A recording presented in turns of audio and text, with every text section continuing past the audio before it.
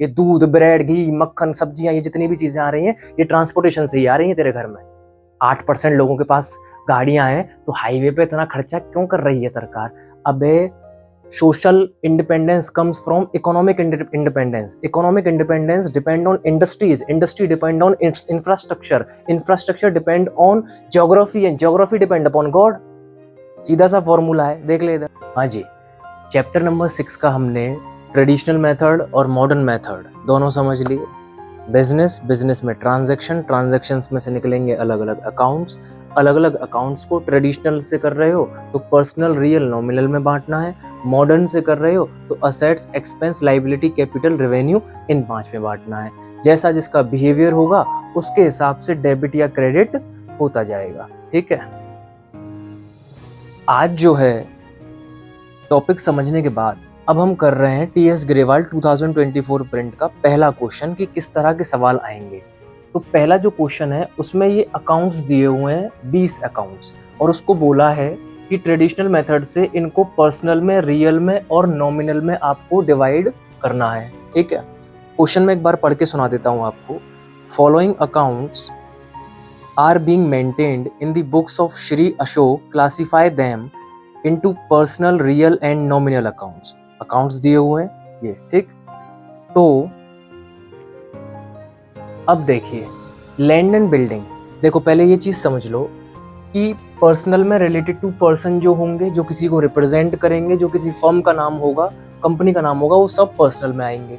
Real में जो assets से रिलेटेड, जो बिजनेस की यार ये संपत्ति है, मशीन, लैंड, बिल्डिंग, स्टॉक, ये सब असेट्स है, रियल में आएगा। ठीक, नॉमिनल खर्चा और कमाई से रिलेटेड नॉमिनल में आएगा। तो अब देखते हैं, अब सॉल्व करते हैं इसको। ठीक, तो मैं केवल नंबरिंग कर दूंगा क्योंकि नंबरिंग उधर हो रखी है, तो मैं यहाँ नंबरिंग डाल दूंगा पर्सनल में कौन कौन से 1 2 3 आएंगे। तो पहला land and building, land and building आएगा रियल में, यानी फर्स्ट वाला आएगा इधर। सेकंड है एक्साइज ड्यूटी। एक्साइज ड्यूटी जो है वो एक तरह का खर्चा है, इट इज एन एक्सपेंस। आप जो है एक्साइज पे करते हो ना, जब भी सामान, बहुत सारे टैरिफ चार्जेस होते हैं, जो सामान को जब आप करते हो, लेन देन करते हो, तो उसमें आपको बहुत सारे टैरिफ चार्जेस देने होते हैं, तो उसी में से एक है एक्साइज ड्यूटी। तो ये किस में आएगा? नॉमिनल में आएगा, यानी सेकंड आएगा नॉमिनल में। फिर है आपका क्रेडिटर्स। क्रेडिटर्स यानी इंसान, क्रेडिटर्स जिससे बिजनेस उधार पर सामान खरीदता है, इंसान से या फर्म से, दोनों ही किस में आएंगे? पर्सनल में आएंगे। तो थर्ड वाला आएगा पर्सनल में। फोर्थ है कैपिटल। मालिक के द्वारा बिजनेस में लगाए हुए पैसे को कैपिटल कहते हैं। बिजनेस के पॉइंट ऑफ व्यू से ये पैसा किसको रिप्रेजेंट कर रहा है? मालिक को रिप्रेजेंट कर रहा है, तो रिप्रेजेंटेटिव पर्सनल यानी पर्सनल के अंदर आएगा, यानी फोर्थ भी पर्सनल में। फिर है मोटर व्हीकल्स। यार एक काम करता हूँ, ये अच्छा सा नहीं लग रहा, मैं यहाँ पे अकाउंट्स के नाम ही लिख देता हूँ। ठीक है, मैं फास्ट फॉरवर्ड कर दूंगा, टाइम वेस्ट आपका मैं करूंगा नहीं।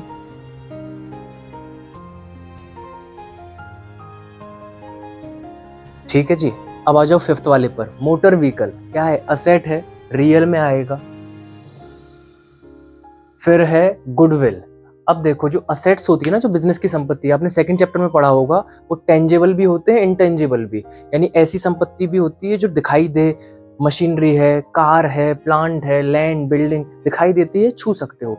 कुछ होती है इंटेंजिबल, यानी दिखाई नहीं देती पर वो बिजनेस की संपत्ति होती है, जैसे पेटेंट होते हैं, कॉपीराइट होता है। ब्रिजवासी की दुकान का जो ट्रेडमार्क है, ब्रिजवासी अपने आप में जो नाम है, वो उसकी क्या है? गुडविल है।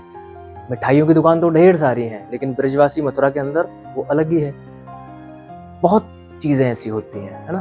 तो गुडविल किस में आएगा? असेट में आएगा, इंटेंजिबल है आएगा, असेट्स है तो रियल में आएगा। ठीक है, तो यहाँ आप लिख दोगे गुडविल। नेक्स्ट है फिर आपका इन्वेस्टमेंट। ये तो भैया है ही असेट में, कहीं पे इन्वेस्ट कर रहा हूँ पैसा, तो इट इज एन असेट। तो असेट का किस में आएगा? ये रियल में आएगा, इन्वेस्टमेंट। फिर है सैलरी, खर्चा है, नॉमिनल में आएगा, यहाँ लिख दोगे सैलरी।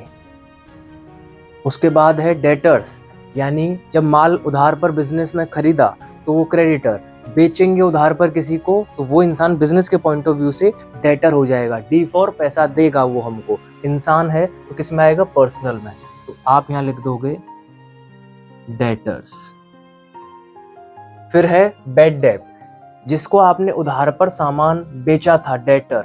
जरूरी तो नहीं सारे ईमानदार हों, और हम तो भुगत भोगी हैं, बहुत से बेईमानों से टकराए हैं जीवन भर, तो सारे जरूरी नहीं कि ईमानदार हों। कुछ बेईमान, कट्टर बेईमान अरविंद केजरीवाल की तरह भी होते हैं। तो अरविंद केजरीवाल का वो स्टेटमेंट याद आ रहा है कि अगर इस धरती पर अगर मैं बेईमान हूं तो फिर कोई ईमानदार नहीं। वाह वाह वाह दीदी वाह।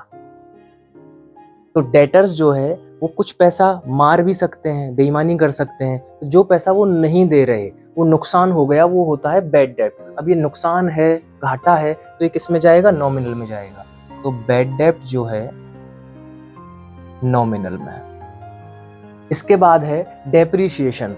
बहुत सारे कारणों की वजह से जब आपके असेट्स की वैल्यू कम हो जाती है, बहुत सारे रीजंस की वजह से, वियर एंड टियर, ट्रेंड चला गया, टाइम पीरियड उसको खरीद लिया आपने, सेकेंड हैंड चीज़ वो हो गई, टाइम ड्यूरेशन की वजह से, बहुत सारी चीज़ों की वजह से जो वैल्यू में कमी आ जाती है असेट्स की में, उसको डेप्रिसिएशन बोलते हैं। मैंने मोबाइल खरीदा 50,000 रुपये का, अब मैं उसको बेचने जाऊँ तो वो कितने का बिकेगा? 30 का, 25,000 का।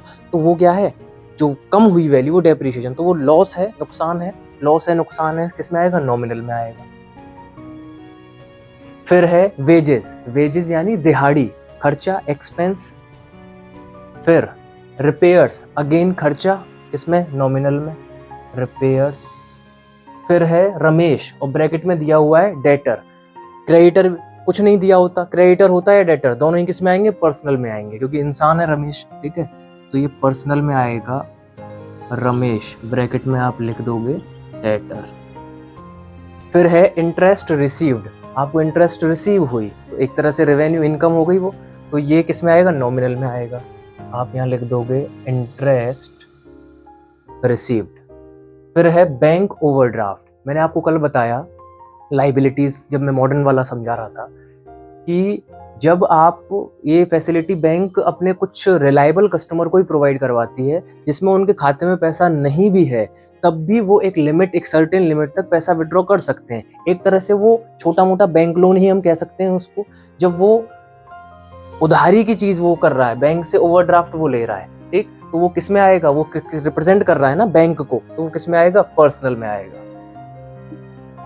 Bank overdraft, because this, the amount of this overdraft represents the bank from which the business has taken up the money, so that is why it is to be included in the category personal. फिर है purchase returns. Purchase return, purchase किया, खर्चा है साहब, ठीक, expense है। अब आपने लौटा दिया, तो खर्चे का उल्टा है।